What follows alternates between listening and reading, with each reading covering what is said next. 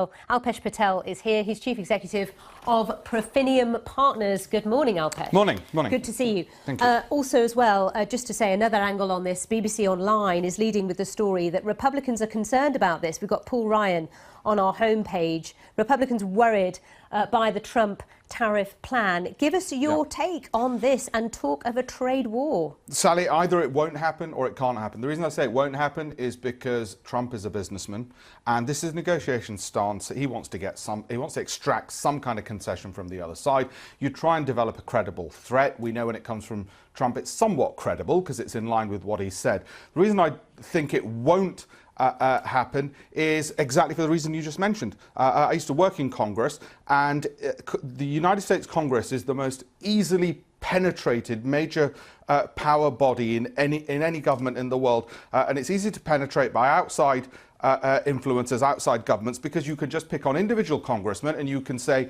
you know, you've got factories which export to us.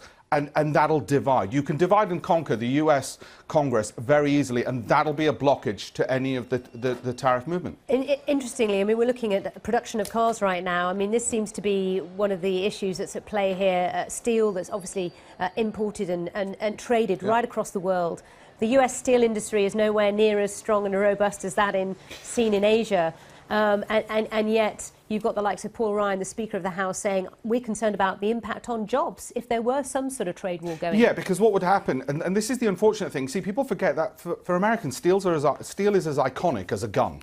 And it usually tends to be the same people who care about guns tend to care about steel. It tends to be blue-collar voters. And it annoys them that if America can't make steel in the way an American can't carry a gun, it's about part of their national identity. So I understand their concerns. But sadly, the way global economics works is tariffs are not an effective way in order for them to get jobs and more steel plants. Sadly for them, it's not what's going to help them. All right.